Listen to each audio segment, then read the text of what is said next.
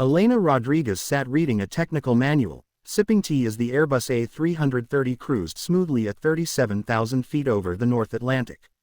She looked like any other passenger: dark jeans, gray sweater, ponytail, unremarkable. But when disaster struck, the military escort jets would soon learn why the call sign, Storm, was still whispered with respect in Air Force bases across continents. The afternoon flight from Boston to Frankfurt had been routine.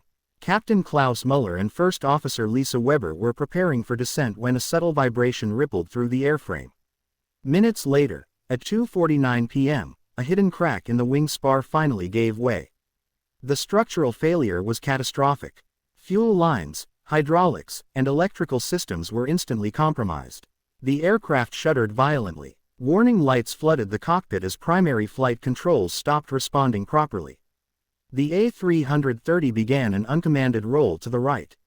"Master warning," Weber shouted. "Multiple hydraulic failures, fuel malfunction, electrical problems."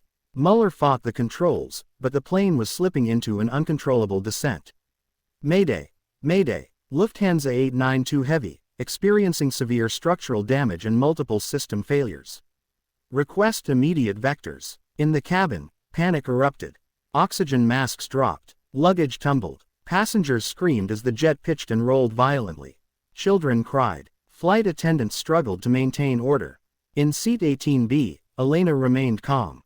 Her trained ears recognized the exact sound of major structural failure. She unbuckled her seatbelt and moved forward through the chaos with steady, balanced steps. A senior flight attendant blocked her. "Ma'am, return to your seat immediately." "I need to speak with the captain," Elena said calmly. "I'm Captain Elena Rodriguez, Colombian Air Force. I have extensive combat experience with multiple system failures. I can help." She reached the cockpit. The door opened to reveal two desperate pilots. "Captain Muller," she announced, "I'm a qualified fighter pilot. This is beyond standard procedures.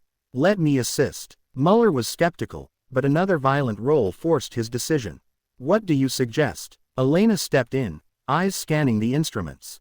"You're fighting the aircraft. We use asymmetric thrust, differential rudder, and remaining spoilers. Treat the engines like primary controls.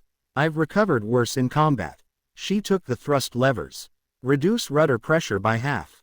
Lisa, altitude and airspeed every 15 seconds. At first, the crew watched in disbelief as Elena worked with incredible precision. Using rapid, tiny adjustments in engine power, she created differential thrust that acted like rudder authority. She coaxed the damaged jet out of its deadly roll, stabilizing the descent.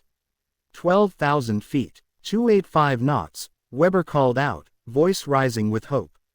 The plane was still descending fast, but its movements became more predictable. Elena flew it like a battle-damaged fighter, something no civilian checklist covered. 20 miles away, German Eurofighter pilots watched in amazement as the crippled airliner regained partial control. 10,000 feet, 270 knots, rate of descent decreasing, Weber reported. "We're going straight in," Elena told Muller. "Tell them to clear the longest runway. No pattern, direct approach." Flight 892 touched down on Frankfurt's runway 25L at 3:23 p.m. with surprising smoothness.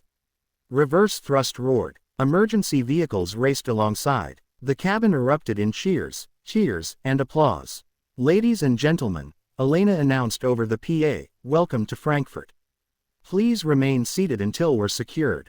As Elena stepped off the aircraft in her civilian clothes, Major Hans Schmidt of the German Air Force approached.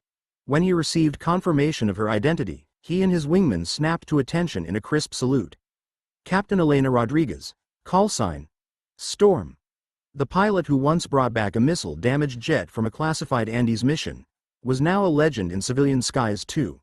What looked like an ordinary passenger had just saved 298 lives using skills most commercial pilots would never possess. Her story spread rapidly through aviation circles. A powerful reminder that extraordinary ability often arrives in the most unassuming packages.